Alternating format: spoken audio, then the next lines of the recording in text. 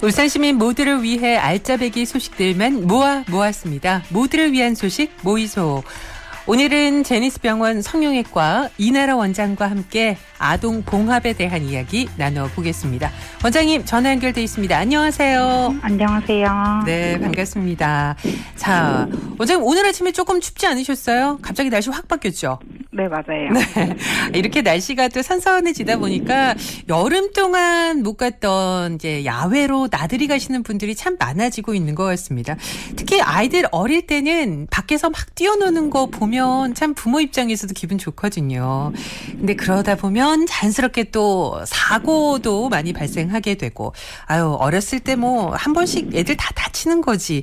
이렇게 쉽게 생각하다가도 흉터 생기지 않을까 그 걱정 때문에 참 부모님들이 참 걱정이 많으시거든요. 요즘 병원을 찾으시는 분들, 특히나 아이들 같은 경우에 흉터 걱정하시는 분들 많으시죠? 네, 맞습니다. 걱정처럼 아이들의 피부는 성인보다 더 얇고 민감하여 회복력이 다소 떨어지기 때문에 가벼운 상처조차 흉터로 남을 수 있는데요.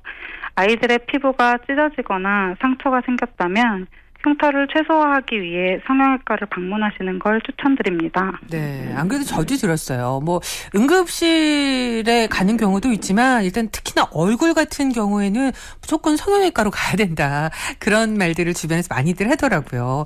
근데 아이들 흉터 예방을 위해서라도 이 성형외과적인 봉합이 필요한 것 같습니다. 근데 이게 성형외과 진료 시간이 안 맞거나 아니면 뭐 여러 상황에서 바로 방문하기가 어려운 경우들도 있잖아요. 그럴 경우에는 어떻게 하는 게 좋을까요?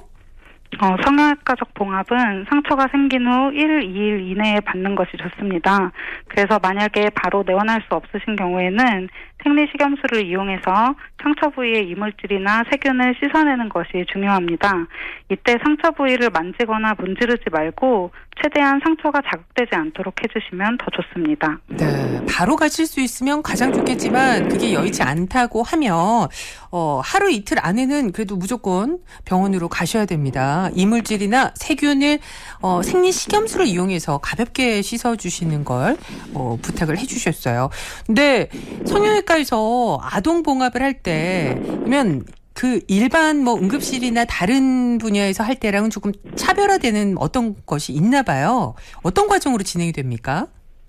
아동 봉합 과정은 성인과 봉합 과정 자체는 유사하지만 심리적 안정도가 더 중요해집니다.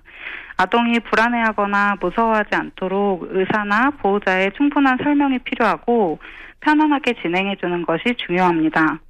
마취와 봉합은 우선 상처의 깊이, 위치, 오염도를 확인한 후에 진행됩니다.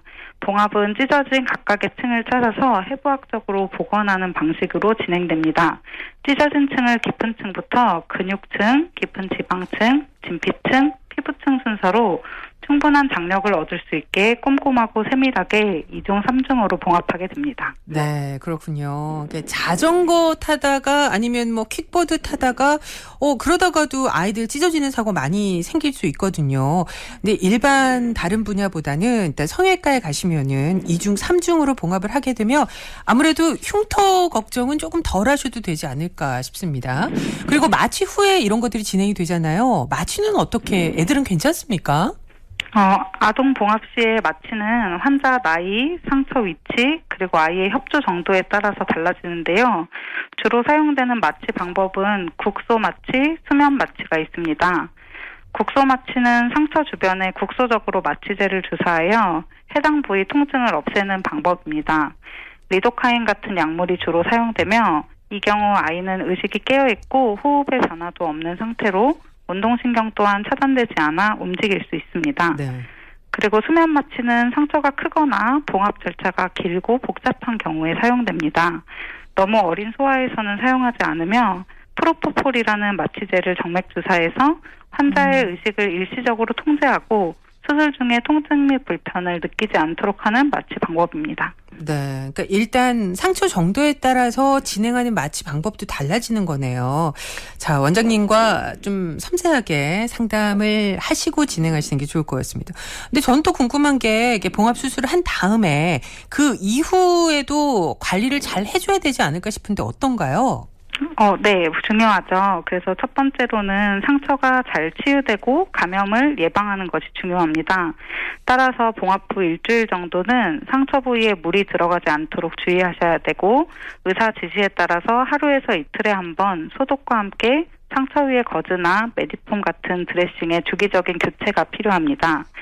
상처가 아물기 전까지는 상처 부위를 과도하게 사용해서 봉합 부위가 찢어지지 않도록 신경 써야 하며, 봉합 부위에 따라 다른 시기에 봉합사 제거가 필요할 수 있으므로 시기에 맞춰서 병원에 방문하는 것이 중요합니다. 네, 잘 알겠습니다. 이게 감염 예방을 위해서 그 이후에도 꾸준한 관리를 해주셔야 됩니다.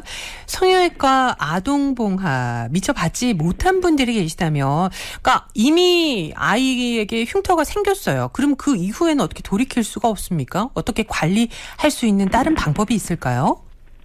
이미 생긴 흉터들도 형태에 따라서 치료 방법이 달라집니다. 네. 먼저 요철이 있는 흉터의 경우에는 프락셔널 방식의 레이저를 통해서 흉터 치료를 할 수 있습니다.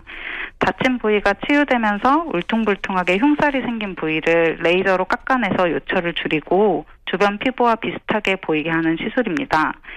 그리고 흉터가 붉거나 색소 침착, 백색 흉터가 된 경우에는 색소 레이저나 혈관 레이저로 효과를 볼 수가 있습니다. 그리고 보통 비후성 반응이나 켈로이드라고 부르는 흉터는 네. 볼록 올라온 모양의 흉터이고 간지럽거나 아픈 증상이 동반될 수 있습니다. 이것은 스테로이드 주사를 통해서 딱딱한 흉터 병번을 부드럽게 만들어주면서 가라앉힐 수 있습니다. 스테로이드 주사를 여러 차례 시도하여도 부드럽게 되지 않고 커지는 켈로이드 흉터의 경우는 수술로 제거하는 것까지 고려해 볼 수 있습니다. 네. 그리고 움푹 패인 함몰 흉터의 경우나 요철이 심한 경우에는 흉터 성형술이라는 수술을 통해서 흉터를 개선할 수도 있습니다. 네. 이미 생겨버린 흉터도 잘 관리하면 또 옅어질 수 있는 방법들이 있네요. 레이저 흉터 치료 방법도 있고요. 또 수술을 통한 흉터 개선 방법도 있다고 합니다. 자, 오늘 아동 봉합에 대해서 알아보고 있는데, 원장님께서 우리 부모님들이 아무래도 아이들이 다치게 되면 더 많이 걱정하시거든요. 마지막으로 당부 말씀도 좀 부탁드리겠습니다. 네, 어린아이들에게 봉합 과정은 불안과 스트레스를 줄 수 있습니다. 무엇보다 아이를 안심시키고 안정감을 줄 수 있도록 부모님과 의료진의 역할이 중요합니다. 보다 편안한 분위기에서 흉터가 최소화되고 아이들이 더욱 안전하게 치료받을 수 있기를 바랍니다. 감사합니다. 네, 알겠습니다. 오늘 말씀 잘 들었습니다. 고맙습니다. 네, 감사합니다. 지금까지 성형외과 전문의 이나라 원장과 함께 이야기 나눠봤습니다.